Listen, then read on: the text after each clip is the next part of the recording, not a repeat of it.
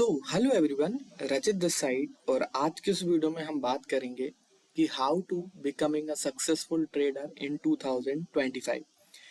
इस वीडियो में हम बात करेंगे कि हम ट्रेडर बनना चाहते हैं, सक्सेसफुल ट्रेडर बनना चाहते हैं, लेकिन जब बात आती है प्रोसेस की कि किस रास्ते से हमें गुजरना पड़ेगा हमारे मंजिल तक पहुंचने के लिए, तब हम सीखने की कोशिश नहीं करते हैं। या अगर आप यूट्यूब पे जाओ तो यूट्यूब पे काफ़ी ज़्यादा जो है इंफॉर्मेटिव वीडियोस जो है वो अवेलेबल है यूट्यूब पे, लेकिन किसी भी वीडियो में ये बात ही नहीं करी गई कि आप स्टेप टू स्टेप या स्टेप हम किस स्टेप को फॉलो करें जहाँ पे हम जाके अपनी एक पोजीशन हासिल कर सके कि हम एक प्रोफेशनल ट्रेडर के नज़रिए से हम मार्केट को देख सके। तो वो बात कही हुई ही नहीं है किसी वीडियो में। तो ये सब पॉइंट्स को अंडर नोट करते हुए इस वीडियो में हम बात करेंगे डिटेल्ड में कि अगर आप एक सक्सेसफुल ट्रेडर बनना चाहते हैं तो आपका फर्स्ट स्टेप से लेके लास्ट स्टेप आपका क्या रहेगा, उसके बारे में हम इस वीडियो में बात करते हैं। तो चलो इस वीडियो में हम आगे चलते हैं। सबसे पहले अगर मैं आपको एक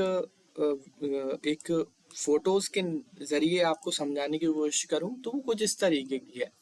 सबसे पहले आपको क्या करना पड़ेगा अगर आप एक सक्सेसफुल और अच्छा ट्रेडर बनना चाहते हैं, तो सबसे पहले आपको सीखना पड़ेगा व्हाट इज फॉरेक्स, या आपको बेसिक फाउंडेशन जो हम लर्न करते हैं। अगर आपको फॉरेक्स सीखना है तो सबसे पहले आपको उसका बेसिक पता होना चाहिए कि फॉरेक्स क्या होता है। फॉरेक्स अगर हम सीख रहे हैं तो सबसे पहले हमें फॉरेक्स का पता होना चाहिए कि फॉरेक्स क्या है, कैसे इसमें ट्रेडिंग करते हैं।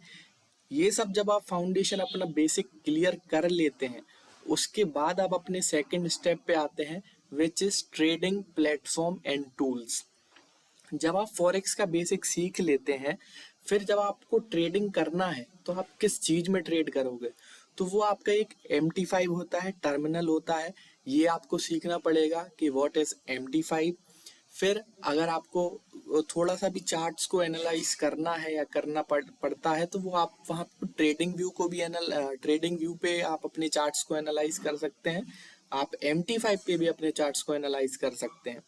फिर आपको लॉट साइज वगैरह सीखने पड़ेंगे कि क्योंकि इंडियन मार्केट्स में क्वांटिटी में जो गेम चलता है, तो फॉरेक्स में यहाँ पे लॉट में गेम चलता है कि अगर आपको ट्रेड लेनी है तो आपको लॉट साइज थोड़ा बहुत बेसिक आइडिया उसका होना चाहिए कि 0.01 लॉट क्या है, 0.02 लॉट क्या है। तो ये सब जब आप लॉट साइज के बारे में पढ़ लेते हैं, फिर आपको लेवरेज का पता होना चाहिए कि जिस ब्रोकर को आप चूज कर रहे हैं वो आपको कितना लेवरेज दे रहा है। जैसे अगर आप वाइजेंस हमारे साथ वाइजेंस का अकाउंट ओपन करते हैं तो आपको 1:500 का लेवरेज आपको प्रोवाइड करता है, which is very easy to trade. फिर अगर आप मार्जिन की बात करें तो आपको मार्जिन समझ में आना चाहिए कि मार्जिन क्या होता है, और बेसिक जो आपका इक्विटी होता है जिससे हम ट्रेड करते हैं तो वो क्या होता है, ये भी आपको बेसिक बेसिक आइडिया पता होना चाहिए। ये दोनों ही पॉइंट्स जो हैं वो काफ़ी ज़्यादा बेसिक हैं। सबसे पहला पॉइंट आपका फॉरेक्स का आपको बेसिक पता होना चाहिए। फिर जब आप ये सब सीख लेते हैं, फिर आप स्विच करते हैं सेकंड स्टेप पे, विच इज आपका MT5। ट्रेडिंग व्यू क्या है, lot size, leverage, margin, equity. ये जब आप समझ लेते हैं फिर उसके बाद हम बात करते हैं टेक्निकल एनालिसिस की। ये टेक्निकल एनालिसिस क्या होता है, इसमें आपको support, resistance, chart pattern, indicator जो है RSI, मूविंग एवरेज, मैकडी, या कोई इसको MACD भी बोलता है, ये सब सारे इंडिकेटर्स आपको सिखाए जाएंगे टेक्निकल एनालिसिस की क्लासेस में। जब आप बेसिक फॉरेक्स कवर करते हैं, MT5, लॉट साइज, ये सब जब आप कवर कर लेते हैं, तब आपको बाय सेल आना चाहिए। लेकिन बाय सेल कब करते हैं, कहाँ पे करते हैं, ये आपको समझना पड़ेगा, सीखना पड़ेगा टेक्निकल एनालिसिस की मदद से। जब आप टेक्निकल एनालिसिस सीख जाते हैं कि चार्ट पैटर्न्स क्या होते हैं, हेड एंड शोल्डर क्या होता है, सपोर्ट क्या होते हैं, रेजिस्टेंस क्या होते हैं मार्केट में, तब आप अपनी एक स्ट्रेटजी बनाते हैं। उस स्ट्रेटजी को मार्केट में लाते हैं और उस पे स्ट्रेटजी पे काम करते हैं। जब ये सब आप सीख जाते हैं, फिर आपका चौथा स्टेप आता है, which is very very very important, वो है आपका रिस्क मैनेजमेंट। रिस्क मैनेजमेंट क्या होता है, आप कितना पैसे ला रहे हैं उस पैसे के अकॉर्डिंग, जितना आपके पास फंड है उसके हिसाब से आप कैलकुलेटेड रिस्क लेके कोई लॉट साइज डिसाइड करते हैं अपने अकाउंट पे कि इससे ज़्यादा मैं लॉट साइज नहीं यूज़ करूँगा। ये सब चीज़ें आपको सिखाई जाएंगी।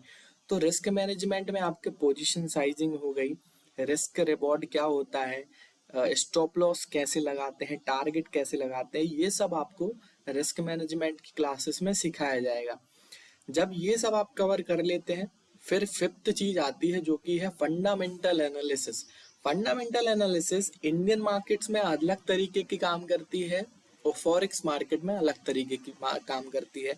इंडियन मार्केट्स में जैसे हमारा बजट आता है या हमारा रेपो रेट, जो भी आरबीआई रेपो रेट वगैरह कट करती है, वैसे ही अगर हम फॉरेक्स में बात करें तो वहाँ पे आपका फेड जो है वो रेपो रेट, ये उनका अलग जो सेंट्रल बैंक होती है वो इंटरेस्ट रेट्स बढ़ाते हैं, इंटरेस्ट रेट्स कम करते हैं, रेट कट करते हैं, तो उनके जरिए मार्केट में काफ़ी ज़्यादा इफेक्ट पड़ता है। उस इफेक्ट से आप पैसे कमा सकें या आपका लॉस ना हो ज़्यादा से ज़्यादा, उसके लिए आपको फंडामेंटल एनालिसिस को सीखना पड़ेगा कि सीपीआई क्या होता है, पीपीआई क्या होता है, एनएफपी क्या होती हैं, इंटरेस्ट रेट्स क्या होते हैं, कुछ इकोनॉमिक्स न्यूज़ आती है मार्केट में, वो सब क्या होते हैं, उनका क्या इफेक्ट पड़ता है, कैसे इफेक्ट पड़ता है, पॉजिटिव नेगेटिव, ये सब चीज़ें आपको फंडामेंटल एनालिसिस में सीखनी पड़ेगी। अब जब ये आप पूरा कॉम्बिनेशन से चीज़ें सीख जाते हैं कि मैंने फॉरेक्स भी सीख लिया, फॉरेक्स का बेसिक ले लिया कि फॉरेक्स क्या है, फॉरेक्स में जो करेंसी पेयर्स यूज़ होते हैं वो किस तरीके से काम करते हैं, उनका पॉजिटिव क्या है, नेगेटिव क्या है, फिर आप MT5 पे स्विच करते हैं, MT5 का बेसिक जानते हैं कि अगर मुझे ट्रेड लेनी है तो MT5 पे मैं किस तरीके से ट्रेडिंग करूँगा। फिर ट्रेडिंग व्यू पे आप अपना मार्केट में जो भी एनालाइज करते हैं, चार्ट्स को एनालाइज करते हैं, रीड करते हैं, वो आपने समझ लिया, लॉट साइज अपन ने जान लिया, लेवरेज, मार्जिन, इक्विटी, ये सब हमने डिस्कस कर लिया। फिर आपने टेक्निकल एनालिसिस सीख लिया कि हेड एंड शोल्डर क्या होते हैं, सपोर्ट रेजिस्टेंस मार्केट में किस तरीके से हम ड्रॉ करते हैं। फिर आपने इंडिकेटर सीख लिए, RSI सीख लिया, moving average, MACD, Bollinger band, और भी जो है वो आपके इंडिकेटर्स होते हैं मार्केट में। फिर नेक्स्ट स्टेप पे हमने स्विच किया जो कि है रिस्क मैनेजमेंट। अपन ने रिस्क मैनेजमेंट सीख लिया कि अगर मेरा अकाउंट $1000 का है तो उस $1000 के अकॉर्डिंग मुझे कितना लॉट साइज लेना चाहिए, कितना स्टॉप लॉस हमें पर ट्रेड देना चाहिए, वो सब चीज़ें आप सीखते हो। फिर आप फंडामेंटल सीखते हो कि इकोनॉमिक्स न्यूज़ जो आती हैं उसको किस तरीके से मार्केट में यूज़ कर सकें अपने बेनिफिशियल के लिए।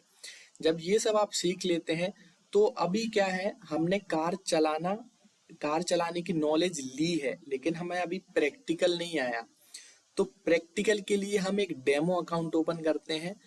डेमो अकाउंट ओपन करने के बाद हम एक थोड़ा सा प्रेफरेंस टाइप का लेते हैं, थोड़ा सा ओवरव्यू लेते हैं कि अगर हम ऐसी लॉट साइज लेते हैं तो कितना स्टॉप लॉस या कितना नेगेटिव कितना पॉजिटिव मेरा हो रहा है। तो हम थोड़ा सा प्रैक्टिकल जाने की कोशिश करते हैं। अब ये डेमो अकाउंट क्या होता है, डेमो अकाउंट में आपको एक पैसे मिलते हैं, उस पैसे से आप ट्रेड करते हैं, बस वो पैसे आपके रियल नहीं होते हैं, वो सिर्फ आपको एक ओवरव्यू देने की कोशिश करते हैं कि आप किस तरीके से मार्केट में डेमो अकाउंट पे ट्रेडिंग कर सके, जिससे आपको एक ब्रीफ इंट्रोडक्शन या ब्रीफ आइडिया आपको लग जाए। जब आप थोड़ा सा अपना हाथ जमा लेते हैं तब आप वाइजेंस के साथ अपना अकाउंट ओपन कर सकते हैं, रियल अकाउंट ओपन कर सकते हैं, और उसके साथ आप अपनी ट्रेडिंग जर्नी के लिए फर्स्ट स्टेप आपका रख सकते हैं। तो आई होप आपको ये बेसिक रोड में पता हो कि अगर आप एक सक्सेसफुल ट्रेडर बनना चाहते हैं तो किस तरीके से आप स्टेप बाय स्टेप अपने जर्नी को एक अच्छे तरीके के अच्छे मुकाम पे आप ले जा सकते हैं। तो आई होप आपको ये वीडियो पसंद आई होगी। अगर पसंद आई होगी तो प्लीज़ लाइक शेयर सब्सक्राइब, और till then take care, bye bye.